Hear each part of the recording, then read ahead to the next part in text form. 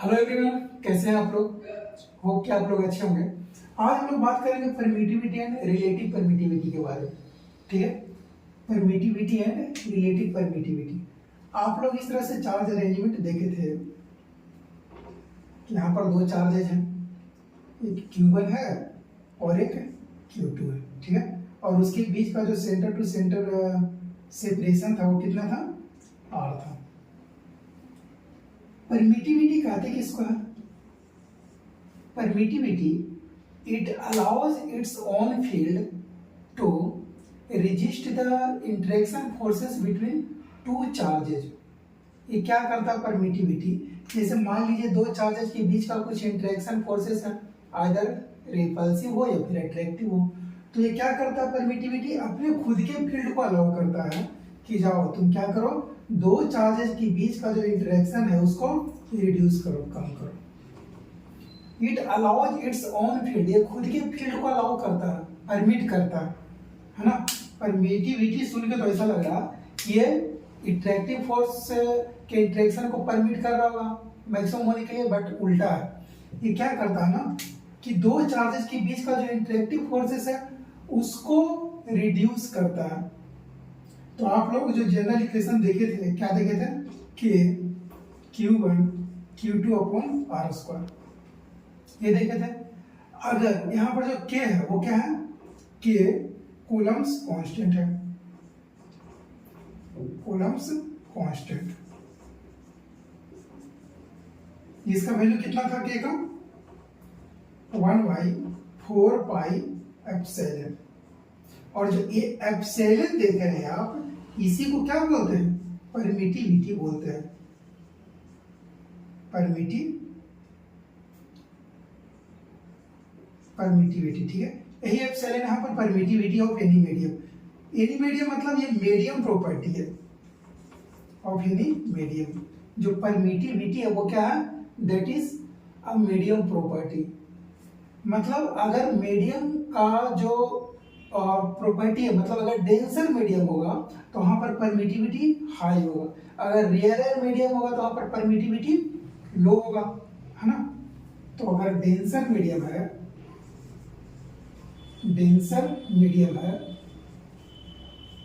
तो वहां पर जो परमिटिविटी होगा वो क्या होगा? हाई होगा। अगर rarer medium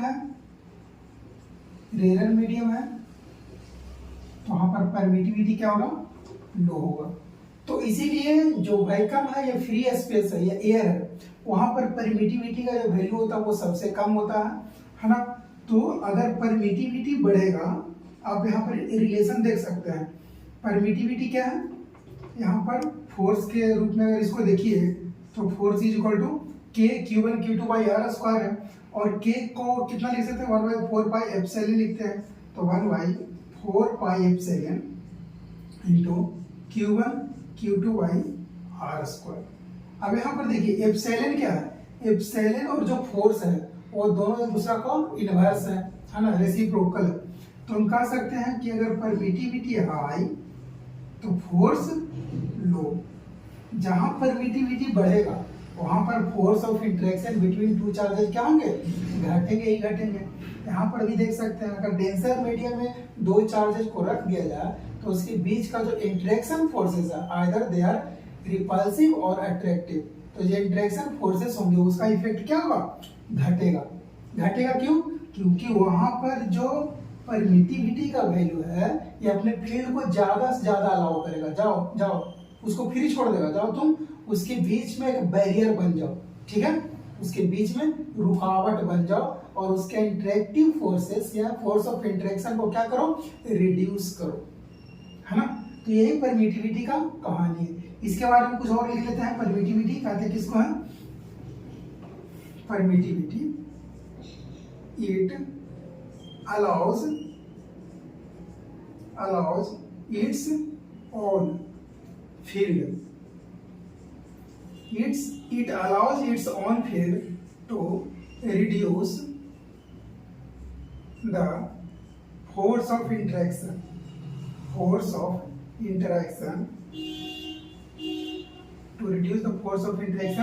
between two charges ये क्या करता है, ये अपने फील्ड को अलाउ करता है और इस तरह से अलाउ करता है कि दो चार्जेस के बीच का जो फोर्स ऑफ इंटरेक्शन है वो क्या होगा, घटेगा ही घटेगा। बात समझ में आया?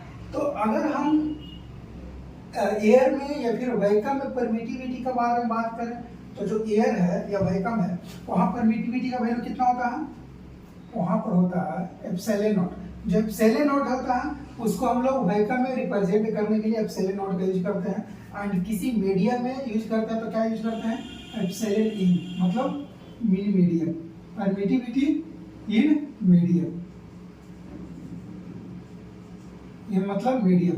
किसी मीडियम में अगर परमिटिविटी को रिप्रेजेंट करना हो तो क्या लिखते हैं, एप्सिलॉन इन। और अगर हम लोग वैक्यूम में या एयर में परमिटिविटी को रिप्रेजेंट करना हो तो क्या लिखते हैं, एप्सिलॉन नॉट इन एयर और वैक्यूम।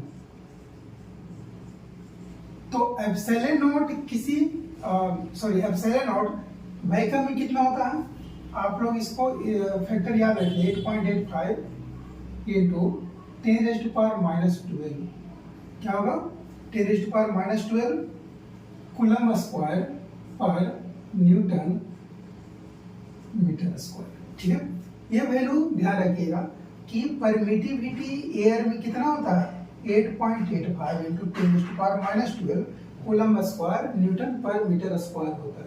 ठीक है, ऑप्शन में इस तरह से मिल सकता है कि परमिटिविटी का वैक्यूम में कितना वैल्यू होता है, वहां पर अलग अलग ऑप्शन अप्रोच हो सकता है ABCD करके, तो वहां पर ये चीज को ध्यान रखना है आपको। ठीक है, डायरेक्ट इस तरह से ऑब्जेक्टिव टाइप क्वेश्चन आपको प्रीवियस ईयर के जो सिंपल पेपर वहां पर मिलते हैं, इसको नोट करिएगा आप लोग।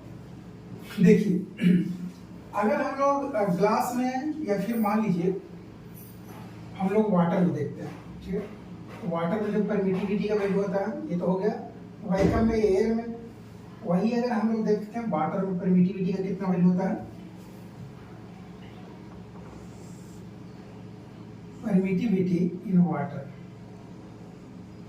इज इक्वल टू 7.1 इंटू 10⁻⁻10 इतना coulomb square per newton metre square. ठीक है, कितना होता है, 7.1 into 10⁻⁻10 coulomb square newton metre square होता है। ये कब होता है, ये वाटर में होता है। ठीक है, और अगर आप लोग ग्लास में देखिएगा परमिटिविटी का वैल्यू तो वहां पर आपको मिलेगा कुछ इस तरह से 3.01 into 10⁻⁻11 coulomb square per newton metre square. ठीक है, ग्लास में वैल्यू कितना होता है, 3.01 into 10⁻11 newton square coulomb square newton metre square. Water में इतना वैल्यू होता है। ये सारे वैल्यूज आपको याद नहीं रखने हैं, बट हम कंपैरिजन के लिए सिर्फ बता रहे हैं कि अब देखिए यहाँ से एक कंक्लूजन तो निकला, क्या कंक्लूजन निकला कि किसी मीडियम में जो परमिटिविटी होता है that is always greater than permittivity in vacuum. ये चीज ध्यान रखिएगा, मीडियम में परमिटिविटी का जो वैल्यू होता है वैक्यूम में परमिटिविटी के वैल्यू से क्या होता है, वो ज्यादा होता है। तो जो force of interaction between charges होगा वो क्या होगा, कम हो जाएगा। तो कह सकते हैं कि force of interaction between any medium is less than force of interaction in vacuum. ठीक है ना, तो चूंकि देखिए वैक्यूम में कोई भी ऑब्स्टिकल्स नहीं है, कोई भी उसको रेजिस्ट करने वाला अदर फैक्टर्स नहीं है। तो अगर अदर फैक्टर्स नहीं होगा वैक्यूम में रेजिस्ट करने के लिए फोर्स को, इंटरेक्शन बिटवीन चार्जेस को, तो वहां पर जो फोर्सेस होगा चार्जेस के बीच में क्या होगा, वो मैक्सिमम होगा। बात समझ में आया? चूंकि वैक्यूम में जो दो चार्जेस के बीच में कोई भी बैरियर नहीं है, कोई भी रेजिस्टेंस क्रिएट करने के लिए कोई फैक्टर्स नहीं है, तो वहां पर जो फोर्स का वैल्यू होगा वो क्या होगा, वो मैक्सिमम होगा। और जैसे जैसे मीडियम्स को बढ़ाएंगे, मीडियम्स बढ़ेगा मतलब जैसे जैसे मीडियम डेंसर होगा तो वहां पर क्या होगा, पार्टिकल्स का डिस्टर्बेंस होगा। पार्टिकल्स का डिस्टर्बेंस होने की वजह से जो दो चार्जेस के बीच का जो इंटरेक्शन है वो क्या होगा, धीरे धीरे कमेगा। अब इंटरेक्शन कमेगा तो वहां पर जो फोर्स है वो क्या होगा, वो भी रिड्यूस होगा। यही कंसेप्ट यहाँ पर है परमिटिविटी। ये बातें समझ में आई? ठीक है, अगर ये समझ में आई होगी तो आपको जो रिलेटिव परमिटिविटी है वो भी बेहतर तरीके से समझ में आएगा। इसको इरेज कर देते हैं, ठीक है, इसको नोट कर लीजिएगा आप लोग। देखिए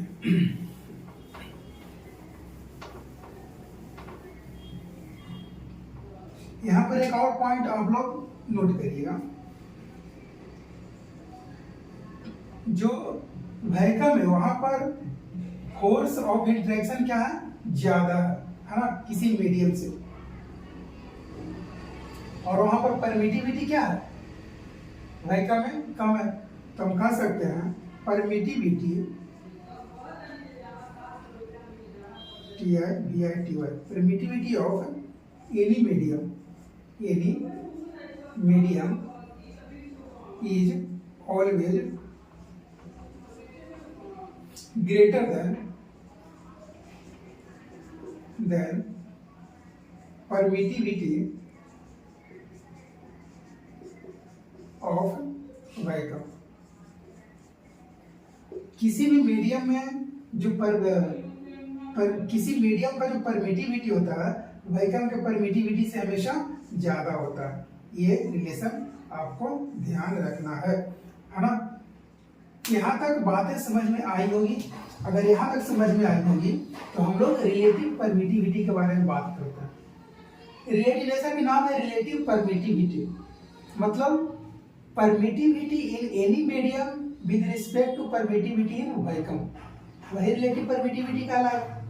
दोबारा सुनिए, what is relative permittivity? Permittivity of any medium with respect to permittivity in vacuum is called relative permittivity. देखिए रिलेटिव परमिटिविटी क्या होता है, इसको हम लोग ई आर से रिप्रेजेंट करते हैं। क्या रिप्रेजेंट करते हैं? ई आर से, ठीक है। तो ई आर क्या होगा? E R is equal to होगा permittivity in medium upon permittivity in vacuum, ठीक है। या इसको लिख सकते हैं परमिटिविटी ऑफ एनी मीडियम किसी माध्यम में permittivity upon permittivity in vacuum,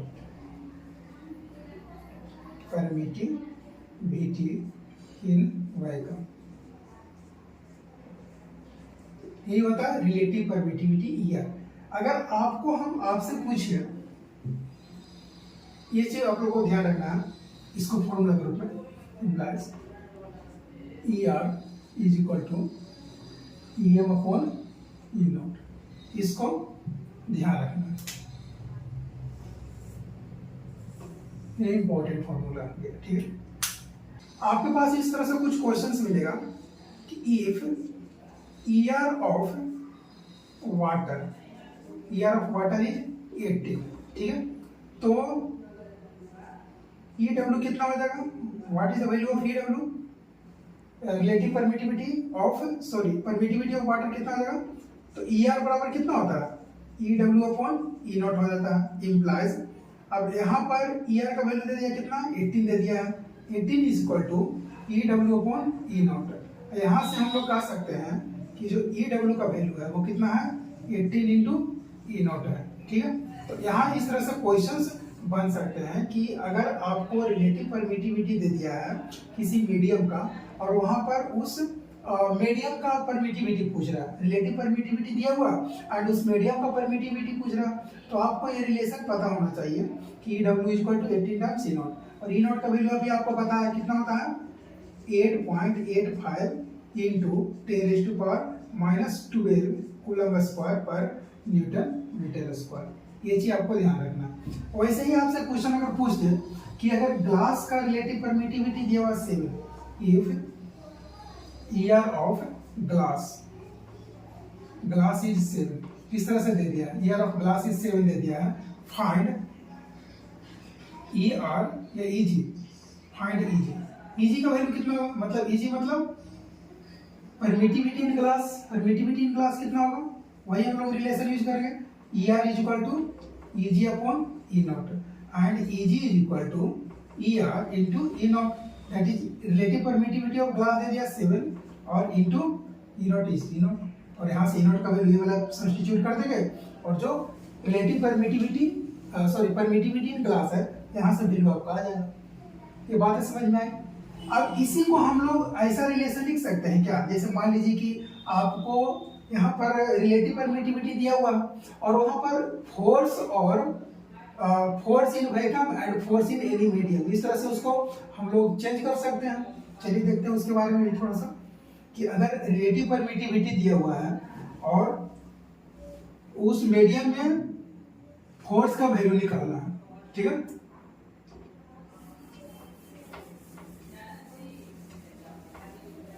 जैसे आपके पास दे दिया है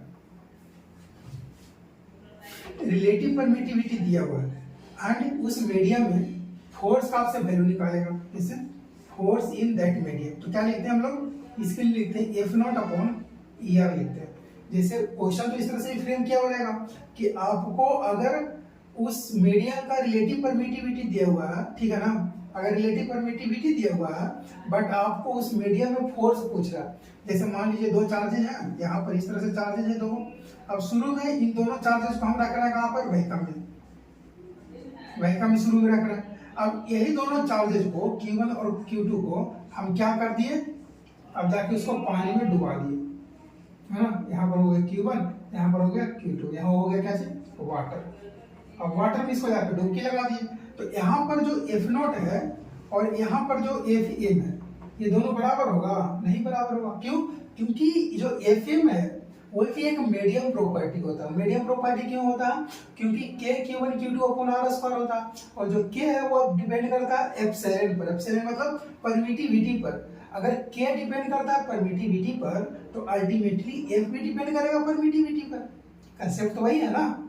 तो क्या होगा, यहाँ पर F नॉट है, यहाँ पर Fm है, यहाँ पर रिलेटिव परमिटिविटी दे दिया गया, तो हम क्या कहेंगे, जो Fm का वैल्यू होगा यहाँ पर F नॉट का वैल्यू कैलकुलेट हो जाएगा वैक्यूम में। यहाँ पर तो कोई इसको रेजिस्ट करेगा नहीं, बीच में इसको कोई इंटरेक्शन फोर्स को कम करेगा नहीं, तो जो नॉर्मल होगा K Q1 Q2 upon R square यहाँ पर हो जाएगा। बट यहाँ पर चेंज हो जाएगा, चेंज किसकी वजह से होगा, इस वाटर के इफेक्ट की वजह से यहाँ पर चेंज होगा। तो यहाँ पर लिखेंगे F naught upon epsilon R, है ना। तो यहाँ से एक कंसेप्ट तो समझ में आया कि अगर हमको Fm निकालना है, मतलब force of interaction between charges in any medium is equal to force of interaction in vacuum upon relative permittivity. तो लिख सकते हैं force in any medium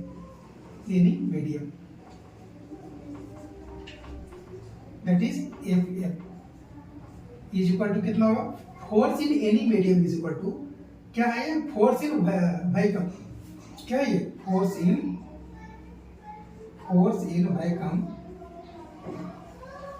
upon relative permittivity,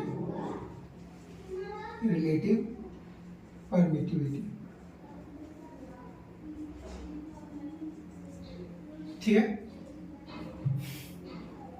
ये भी कंसेप्ट आपको ध्यान रखना है, इंपॉर्टेंट फॉर्मूला है,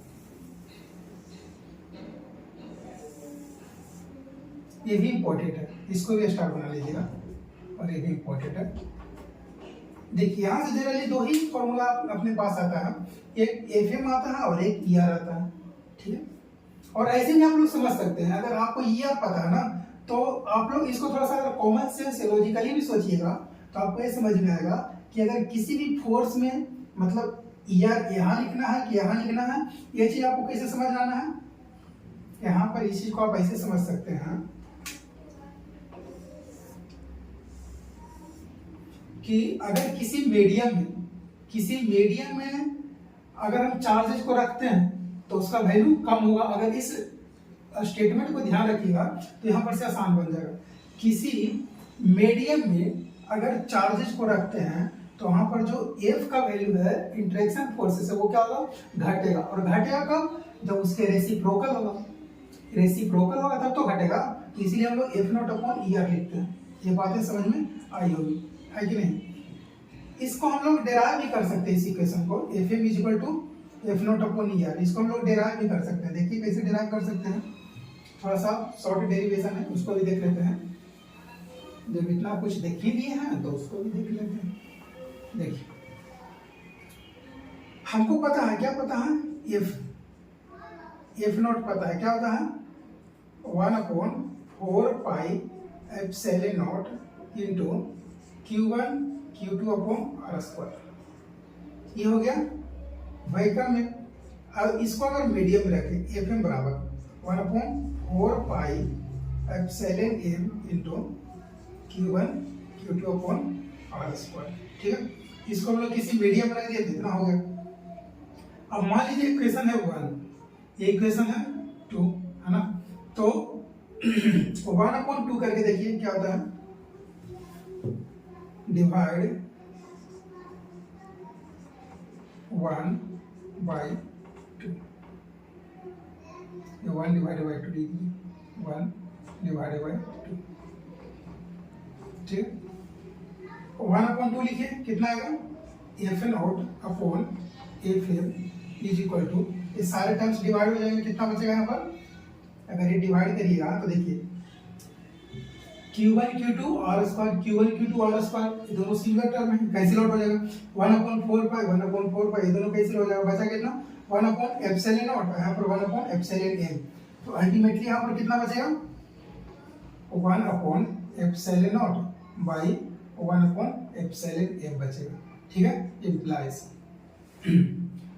अब ये इसको रिवर्स कर दीजिए, कितना आएगा, F naught upon F M is equal to, ये ऊपर गया वेरिएबल नीचे आ गया, तो मतलब epsilon M upon epsilon naught implies F naught upon F M is equal to epsilon are.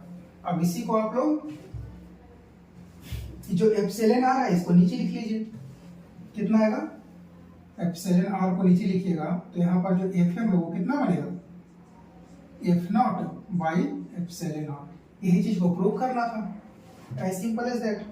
F M बराबर F naught upon E R, F M बराबर F naught by E R. Simple derivation था, ज्यादा कुछ difficult था नहीं। यहाँ तक समझ में आई होगी बात है आपको, है ना। चलिए इसमें कुछ हम लोग प्रॉब्लम्स करते हैं, कुछ क्वेश्चंस करते हैं, ताकि आपकी जो अंडरस्टैंडिंग है और बेहतर हो जाए। क्वेश्चन क्या है, what is relative permittivity of liquid. यहाँ पर रिलेटिव परमिटिविटी निकालना है लिक्विड का। ठीक है, यहाँ पर Q1 और Q2 चार्जेज है, जिसके बीच का जो सेपरेशन है वो R है, और इसको वैक्यूम में रखे हैं, और वैक्यूम में जो फोर्सेस है उसका वैल्यू दिया है F, और यहाँ पर लिक्विड में जो फोर्स है उसका वैल्यू दिया हुआ है F/4।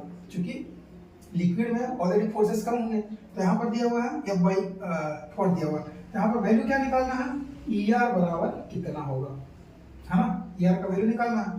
देखिए इसको स्टेप बाय स्टेप। सबसे पहले क्या करेंगे, सबसे पहले क्या करेंगे, जो वैक्यूम है वहां पर फोर्सेस कितना होता है, F naught is equal to 1/4πε0 Q1 Q2/r²। ठीक है, अब इसका वैल्यू एफ नॉट का कितना दिया हुआ है, चलिए मान लेते हैं इसको इक्वेशन 1।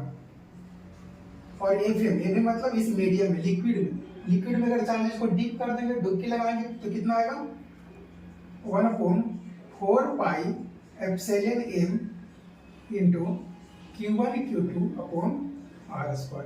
इसको मान लेते हैं इक्वेशन 2। फिर क्या करते हैं, 1 डिवाइडेड बाई 2 कर देते हैं, 1 इतना अपॉन इतना कर देते हैं, बचा कितना, F naught upon F M is equal to, इसको पूरा कैंसिल आउट करिएगा, आएगा कितना, ER आएगा, क्योंकि अभी हम डिराइव किए थे इस इक्वेशन को। अब एफ नॉट का वैल्यू कितना दिया हुआ है, एफ दिया हुआ है, तो इसको सब्स्टिट्यूट करना पड़ेगा।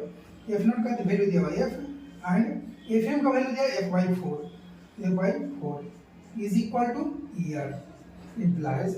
देखिए ये चल गया ऊपर, और ER इक्वल टू कितना आ गया 4, है ना, एफ से कैंसिल और ER इक्वल टू 4। तो यही बनेगा रिलेटिव परमिटिविटी, जब दो चार्जेज को इस तरह के सेटअप में किया हुआ हो। एक चार्जेज को वैक्यूम में रखा हुआ है, जिसका जो वैल्यू है वो F दिया हुआ है, और ये दूसरे चार्जेज को रखा हुआ है, जो दूसरा सिस्टम है उसको कहाँ रख दिया है, लिक्विड में रख दिया है, और उसका जो वैल्यू दिया हुआ है F/4 दिया हुआ है मीडियम के कारण। इसका इफेक्ट ऑलरेडी देख रहे हैं, घट रहा है। तो यहाँ पर रिलेटिव परमिटिविटी कितना आ गया, 4 आ गया। होप क्या आप लोगों को समझ में आया वो क्वेश्चन। चलिए अगला क्वेश्चन देख लेते हैं। अगला क्वेश्चन में क्या करते हैं, चलिए इसी क्वेश्चन को हम अलग तरीका से फ्रेम कर देते हैं। इसी क्वेश्चन को हम थोड़ा सा इसमें कुछ डेटा चेंज कर देते हैं। मान लेते हैं कि what is relative permittivity, relative permittivity calculate करना है। वेलकम में दे दिया है एफ और लिक्विड में मान लेते हैं F/2 दे देते हैं, ठीक है। यहाँ पर देते हैं F/2 और यहाँ पर देते हैं जो सेपरेशन वो R/2 देते हैं, ठीक है। यहाँ पर डेटा कुछ चेंज कर देते हैं। वेलकम में फोर्स है F, लिक्विड में F/2 और उसके बीच में जो चार्जेस के बीच का जो सेपरेशन है वो R/2 मान लेते हैं। चलिए सही बात है। अब हमको यहाँ पर क्या निकालना है, रिलेटिव परमिटिविटी। वही यूज करेंगे फॉर्मूला, क्या यूज करेंगे, F0 इज इक्वल टू कितना हो गया 1/4 pi epsilon naught, 4 pi epsilon naught into Q1 Q2 upon R²। सही है, equation number 1। Equation 2 F is equal to 1/4 pi epsilon m into, अब यहाँ पर आप देखिए चूंकि पहले तो था यहाँ पर R, अब दूसरा केस में R/2 बन गया, तो हम क्या लिख देंगे Q1 Q2 अपॉन R/2 का स्क्वायर लिखेंगे। अब R का स्क्वायर नहीं लिखेंगे, R/2 का स्क्वायर लिखेंगे। क्यों, क्योंकि अब इसके बीच का जो सेपरेशन है उसको मान लीजिए घटा दीजिए, यहाँ पर आ गया, यहाँ पर हो गया Q1 Q2, ठीक है। ये हो गया इक्वेशन नंबर 2। देखिए अभी दोनों को डिवाइड करिएगा तो कितना आएगा, F0 upon Fm, F0 upon Fm बराबर, ये दोनों को डिवाइड करिए। अब इसको डिवाइड करिएगा तो जो एप्सिलॉन m है वो तो ऊपर चला जाएगा, तो epsilon m upon epsilon not. अब इसको ध्यान से आप देखिए इक्वेशन को, देखिए यहाँ पर इसको डिवाइड कर रहे, ठीक है। इतना अपॉन इतना, इतना बाई इतना नहीं है, ये डिवाइड बाई समथिंग है, तो ये जो बाई 2 है ये नीचे ही रह जाएगा। इसको सोल्व करिएगा, जो R/2 है, जो 2 है वो नीचे ही रह जाएगा, तो यहाँ पर कितना बचेगा इंटू 1/4, ये 1/4, इसको डिवाइड करके देखिएगा। अब F0 का वैल्यू कितना दिया हुआ है, F दिया हुआ है, हाँ जी, F/4 दिया हुआ है, चलिए ठीक है, is equal to, sorry F/2 दिया हुआ है, F/2 दिया हुआ है, is equal to epsilon R into 1/4 implies. अब ये सॉल्व करिएगा तो कितना आएगा, ये 2 हो गया, is equal to epsilon R into 1/4। तो यहाँ से जो एप्सिलॉन R का वैल्यू बनेगा वो कितना बनेगा, 8 बनेगा। बात समझ में आया। चलिए अगला क्वेश्चन देखिए। ये ऐसा छोटा छोटा बहुत सारा क्वेश्चन मिलेगा आपको, आप लोग अगर प्रीवियस ईयर का क्वेश्चन देखिएगा वहां पर भी मिलेगा, और आप अपना जो एनसीईआरटी बुक है उसको देखिएगा तो वहां पर भी बहुत सारे ऐसे ऐसे क्वेश्चन मिलेंगे, है कि नहीं। चलिए अगला क्वेश्चन देख लेते हैं। अगला क्वेश्चन बहुत ही बेहतर क्वेश्चन है, और ये कि एडवांस लेवल क्वेश्चन है। क्योंकि आपको बताया था कि कोई भी एडवांस लेवल जो क्वेश्चन होता है उसमें बहुत सारे कंसेप्ट्स एक साथ आते हैं, ये भी वैसा ही क्वेश्चन है। जैसा आप लोग को एक एसएचएम का क्वेश्चन करवाए थे प्रीवियस लेक्चर में, ध्यान होगा, है ना। तो यहाँ पर भी आप वैसे ही क्वेश्चन देखेंगे जिसमें बहुत सारे कंसेप्ट एक साथ आपका क्लियर हो जाएगा। 2 identical metallic charge spheres are hinged by a string. 2 metallic charge जो स्फीयर है उसको एक स्ट्रिंग से, एक धागे से हिंज कर दिया गया, लटका दिया गया।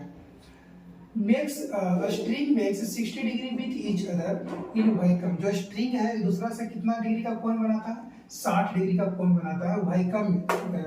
when the whole arrangement is kept in a liquid of density 0.5 ग्राम पर cc। जब पूरे अरेंजमेंट को वैक्यूम में रखते हैं, सॉरी किसी लिक्विड में रखते हैं, तो वहां पर लिक्विड ऑफ डेंसिटी, जिस लिक्विड में रख रहे हैं उसका डेंसिटी कितना है 0.5 ग्राम पर cc है। The angle remains same.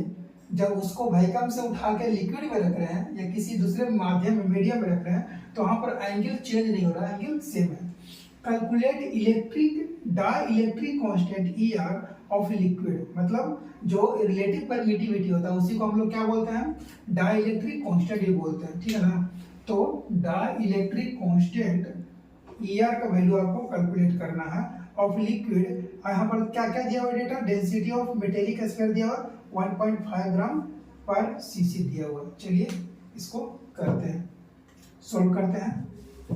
ये बहुत बेहतर क्वेश्चन है, इसमें बहुत सारे डाउट्स आपका आज क्लियर होगा। देखिए कैसे अप्रोच करते हैं। जो डेटा दिया हुआ सबसे पहले उसको हम लोग पिक्चर के रूप में उतारते हैं। 2 identical metallic spheres of are hinged by string. दो इस तरह से metallic sphere, charge metallic sphere एक स्ट्रिंग से हिंज कर दिया गया, ठीक है। एक यहाँ पर है और दूसरा यहाँ पर है। हाँ जी सही है। और उसके बीच का जो कोण है वो कितना है, 60 डिग्री है। इसके बीच का कोण कितना है, 60 डिग्री है। चलिए जी सही है।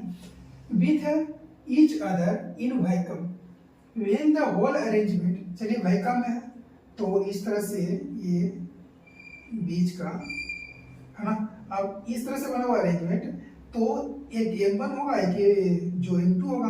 यहाँ पर मान लीजिए चार्ज Q1 है, यहाँ पर चार्ज है Q2 है ना, मास M1 और M2 होगा। अब ये चूंकि इसको बीच से डिवाइड किए हैं तो ये जो कोण बनेगा वो कितना बनेगा, ये 30 डिग्री का कोण बनेगा। पूरा बेसिक से चलिएगा, आप लोग कंफ्यूजन नहीं होगा।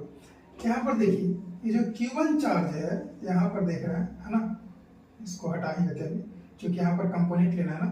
तो देखिए यहाँ पर इस थ्रेड की वजह से कुछ टेंशन फोर्स जनरेट होगा।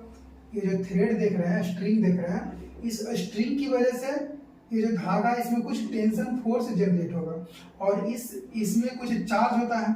और आपको पहले लेक्चर में बताया था charge always comes with masses, जो चार्ज होता है हमेशा मास के साथ आता है ना।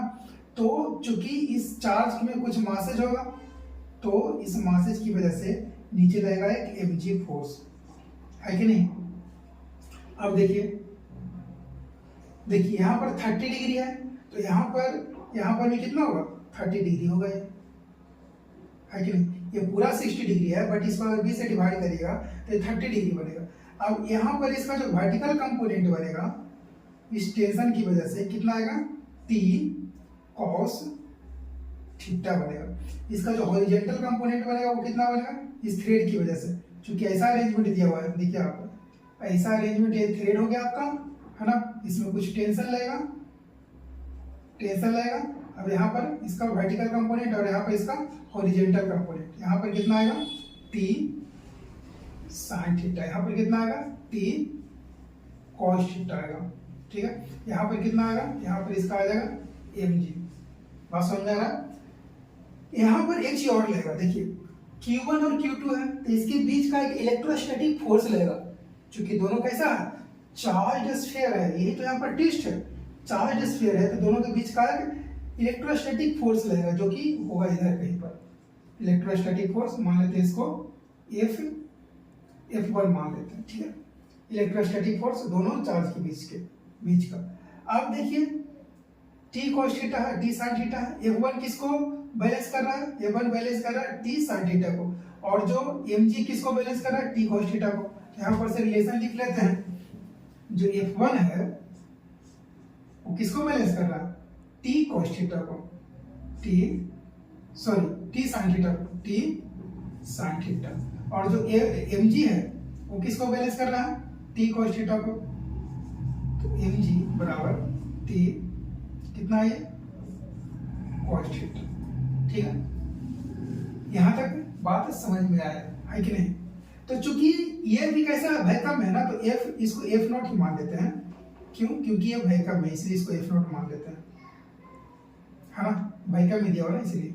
अब दोनों को अगर डिवाइड करिएगा, मान लीजिए इक्वेशन 1 है, इक्वेशन दिया हुआ है 2, ठीक, दोनों को डिवाइड करिएगा तो कितना आएगा, F0 upon mg is equal to T sin theta upon T cos theta कितना बनेगा, tan थीटा।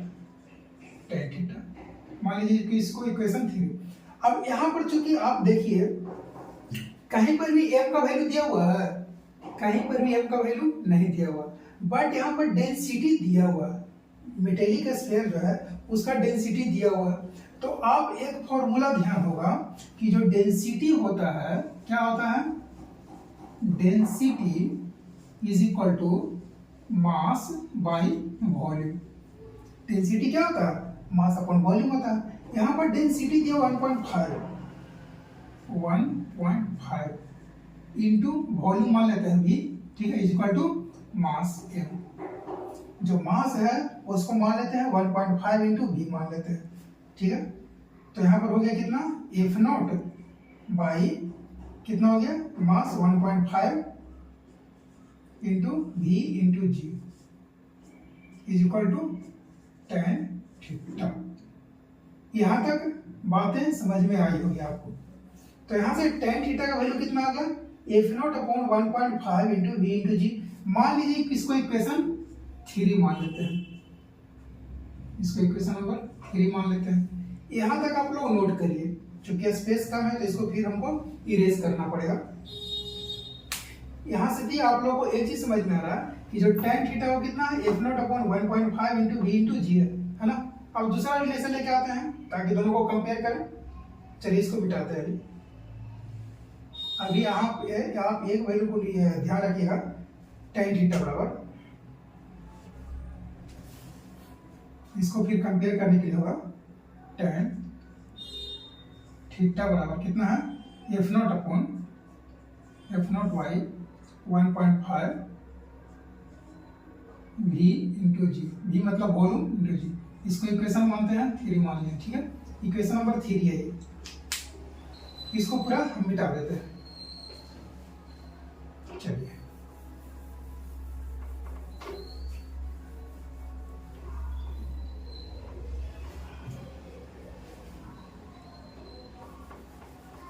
दूसरा अरेंजमेंट क्या है, ये तो था वैल्कम में। दूसरा अरेंजमेंट है कि जब इसी पूरा सिस्टम को हम कहाँ रख दें, लिक्विड में रख दें। चलिए रख देते हैं लिक्विड में। मान लीजिए कि ये पूरा जो सिस्टम है इसको कहाँ रख देते हैं, लिक्विड में रख देते हैं। इस तरह से लिक्विड हो गया, ठीक है। और ये दोनों मास से जोड़ो, और ये हो गया इसका सेंटर, ये हो गया 30 डिग्री, ठीक है। अब लिक्विड में जैसे ही रखेंगे इसमें एक और इफेक्ट जनरेट होगा। वो कौन सा होगा, अब थ्रस्ट होगा। चूंकि लिक्विड की वजह से एक फोर्स ऑफ बायोवेंसी लगता है, ये चीज समझ में आता होगा आपको। अब यहाँ पर इस बॉल पर क्या होगा, एक आप थ्रस्ट फोर्स लगेगा जो कि इसको ऊपर की तरफ खींचेगा, है ना। तो बाकी जो कंपोनेंट तो सेम ही रहेंगे। जैसे यहाँ पर जो बॉल है उसमें क्या क्या कंपोनेंट लगेगा, एक तो यहाँ पर लगेगा टी। अब वहां पर टी है जो टेंशन है, ये टेंशन ही बदल जाएगा। चूंकि लिक्विड के कारण थोड़ा सा थ्रस्ट होगा तो जो थ्रेड्स हैं, स्ट्रिंग है, वो क्या होगा, हल्का सा लूज होगा। आप इसको प्रैक्टिकली सोच के देखिएगा। तो यहाँ पर क्या होगा, टी चेंज हो जाएगा, T dash into sine theta. इस तरह से अरेंजमेंट है। और ये वाला यहाँ पर है थीटा मतलब 30 डिग्री, 30 डिग्री है। तो यहाँ पर आ गया टी साइन थीटा, और यहाँ पर आ जाएगा टी डैश कॉस थीटा। यहाँ पर कुछ स्ट्रिंग है ना, इस तरह से खींचा रहा है। अब इसमें एक अपवर्ड में यहाँ पर नीचे भी यहाँ पर लगेगा mg लगेगा, और यहाँ पर लगेगा fm लगेगा। fm मतलब मीडियम में इलेक्ट्रोस्टैटिक फोर्स fm। अब टी डैश कॉस थीटा, और ऊपर एक और फोर्स लगेगा जिसको बोलेंगे अप थ्रस्ट। क्या बोलेंगे, अप थ्रस्ट, यू मान लेते हैं, ठीक है। ऊपर में एक और फोर्स यहाँ पर आ गया, यू मतलब अप थ्रस्ट फोर्स आ गया। ये बातें समझ में आई आपको। अब अप थ्रस्ट का वैल्यू कितना होगा, अब थ्रस्ट का जो वैल्यू होगा, चूंकि इस मेटेलिक स्फीयर पर लग रहा है ना, इस मेटेलिक स्फीयर पर एक अप थ्रस्ट लग रहा है, ऊपर की तरफ फोर्स लग रहा है, तो उसको हम कितना लिख सकते हैं, इस मेटेलिक स्फीयर का वॉल्यूम v, ठीक है, इनटू। अब यहाँ पर लिक्विड का डेंसिटी आएगा, यहाँ पर इसका डेंसिटी नहीं आएगा, यहाँ पर लिक्विड का डेंसिटी आएगा। मान लेते हैं लिक्विड का डेंसिटी कितना दिया हुआ है, 0.5 दिया हुआ है, ठीक है। तो 0.5 इंटू कितना हो गया v, चूंकि ये दोनों मिलकर क्या बन रहा है, मास बन रहा है, डेंसिटी इंटू वॉल्यूम इंटू जी। अब यहाँ पर किसका डेंसिटी यूज किया है, लिक्विड का डेंसिटी क्यों यूज किया है, चूंकि यहाँ पर देखिए आप लोग, यहाँ पर देखिए इस तरह से वाटर है ना, वाटर ऐसा है। यहाँ पर जो मेटेलिक चार्ज है स्फीयर, इसमें कुछ ऊपर की तरफ एक अप थ्रस्ट लगेगा, अपवर्ड फोर्सेस लगेगा, क्यू लगेगा, है ना। अब यहाँ पर जो डेंसिटी है लिक्विड का, मान लीजिए रो है। अब density equal to mass upon volume होता है। तो यहाँ पर मास हो जाएगा कितना इसका, इस बॉल पर, चूंकि ये बॉल अब ऊपर की तरफ लिफ्ट हो रहा है ना, तो यहाँ पर किसका इफेक्ट आ रहा है, किसके इफेक्ट के कारण ये ऊपर लिफ्ट होगा, पानी के इफेक्ट के कारण, है ना। तो ये जो m है वो कितना हो जाएगा, डेंसिटी इंटू वॉल्यूम हो जाएगा। किसका डेंसिटी, वाटर का density, density of water into volume, volume of this sphere, charge sphere, ठीक है। तो इसीलिए हम लोग अब थ्रस्ट क्या यूज कर रहे हैं, 0.5 इंटू v इंटू जी यूज कर रहे हैं। ये हो गया थ्रस्ट का वैल्यू। अब यहाँ पर फोर्स को कंपेयर करिए आप लोग। अब यहाँ पर जो जी एम आएगा कितना आएगा, यहाँ पर जो एम आएगा वो तो कितना आएगा, इसके ऊपर जो यहाँ पर स्फीयर है, चार्ज स्फीयर है ना, चार्ज स्फीयर पर एम का वैल्यू कितना आएगा, इसके खुद की डेंसिटी के कारण।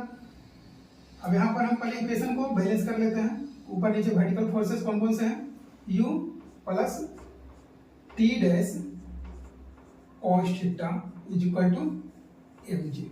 ठीक है, यहाँ पर आ गया T dash cos theta is equal to M G minus कितना हो गया, अब थ्रस्ट फोर्स यू। ये बात समझ में आए। अब m का वैल्यू कितना है, क्योंकि m जो मेटेलिक स्फीयर है वो नीचे की तरफ पुल कर रहा है, तो उसके खुद के वजन की वजह से, तो यहाँ पर कितना आएगा 1.5 इंटू वी इंटू जी आएगा। ठीक है, देखिए बराबर लिख सकते हैं m का वैल्यू कितना, यहाँ पर देखिए m का वैल्यू कितना 1.5 इंटू वी इंटू जी। ठीक है, माइनस u का वैल्यू 0.5 इंटू वी इंटू जी। ठीक है, बराबर इसको सॉल्व करेगा तो कितना आएगा, आ गया v इंटू जी आ गया। दोनों को सॉल्व करेगा तो मतलब किसका वैल्यू आया है, टी डैश कॉस थीटा का वैल्यू आ गया कितना, v इंटू जी। इसको मान लेते हैं इक्वेशन नंबर 4। इसमें इक्वेशन नंबर मान लेते हैं 4। यहाँ तक समझ में आया होगा आपको।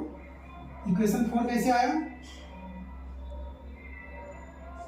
बराबर v इंटू जी, क्योंकि 1.5 में से 0.5 माइनस हो गया, बचा 1, तो 1 इंटू वी इंटू जी मतलब v इंटू जी। v मतलब क्या है, ये वॉल्यूम है, किसका, स्फीयर का वॉल्यूम है। अब यहाँ से तो वर्टिकल फोर्सेस को बैलेंस कर लिया। हॉरिजॉन्टल फोर्स क्या है, Fm is equal to T dash sine theta, तो यहाँ से आ गया T dash sine theta is equal to कितना आ गया, Fm आ गया, है ना, T dash sine theta is equal to Fm। इसको मान लेते हैं इक्वेशन नंबर 5। इक्वेशन नंबर 5 क्या है, T dash sine theta is equal to Fm। अब यहाँ से इक्वेशन 5 को 4 से डिवाइड करिए, डिवाइड किसको, 5 डिवाइडेड बाई 4। 5 में से 4 को डिवाइड 5 अपॉन 4 करिएगा तो यहाँ पर देख रहे हैं साइन थीटा ऊपर आएगा, नीचे कॉस थीटा आएगा, F अपॉन इतना आ जाएगा, तो यहाँ पर से आएगा directly tan theta is equal to आएगा कितना, Fm upon Fm by v into G आएगा। ठीक है, इक्वेशन मान लेते हैं इसको 6 मान लेते हैं। ठीक है, 5 यहाँ आ गए, तो tan थीटा यहाँ से कितना आ गया, Fm अपॉन v इंटू जी, और यहाँ पर एक और tan थीटा है, इतना दिया हुआ है, तो दोनों को अगर कंपेयर करिएगा तो ER का वैल्यू नहीं आएगा। देखिए एक आपके पास, इसको हम हटा देते हैं, कंपेयर करते हैं, आप इसको इसी ऑर्डर में लिखिएगा तो आपको बेहतर अंडरस्टैंडिंग होगी। देखिए आपके पास जो रिलेशन नंबर 3 है वो कितना है, tan theta is equal to F0 upon 1.5 v into G है। ठीक है, ये कौन सा है, ये रिलेशन है 3, और रिलेशन 4 कितना है, tan theta is equal to Fm upon v into G है। इक्वेशन कौन सा है, इसको माना है 6। तो क्या करिए आप लोग, चूंकि दोनों tan थीटा है तो दोनों को बराबर कर सकते हैं, इतना इज इक्वल टू इतना कर दीजिए। अगर 3 इज इक्वल टू 6 करिएगा तो कितना आएगा, दोनों को बराबर करिए, F0 upon 1.5 Vg is equal to Fm upon v into G implies. आप लोग देख रहे हैं यहाँ पर, अगर यहाँ पर देखिए v इंटू जी कैंसिल हो गया। ठीक है, बचा कितना, Fm या F0 अपॉन Fm, बचा कितना, F0 अपॉन Fm, इसका वैल्यू कितना आ गया 1.5। अब F0 अपॉन Fm भी क्या होता है, यही होता है ER is equal to F0 upon Fm that is equal to 1.5। अब यही आपका जो रिलेटिव परमिटिविटी है, जिसको हम लोग डाई इलेक्ट्रिक कांस्टेंट कहते हैं, तो किसका वैल्यू कितना आ गया 1.5, ये वैल्यू। एक बहुत बेहतर क्वेश्चन था ये, ठीक है। इसको आप लोग दोबारा जरूर अटेम्प्ट करिएगा। तो होप कि आप लोग को यहाँ तक क्वेश्चंस और जो इसका बेसिक अंडरस्टैंडिंग है वो सब आप लोगों को समझ में आया होगा। अगर समझ में आया होगा तो अपने दोस्तों के साथ भी इस लेक्चर को शेयर करिए और जितना हो सकता है इस फैमिली को बढ़ाइए। हम लोग अगले लेक्चर में बात करेंगे इलेक्ट्रिक फील्ड और उसके इफेक्ट के बारे में, कि किस तरह से कोई भी इलेक्ट्रिक फील्ड कोई भी चार्जेज किस तरह से अपने चारों तरफ एक इलेक्ट्रिक फील्ड जनरेट करता है और उसके ऊपर चार्जेज का कैसा इफेक्ट पड़ता है। बात समझे? तो आज के लिए इतना ही, फिर हम मिलते हैं अगले लेक्चर में। तब तक के लिए जय हिंद।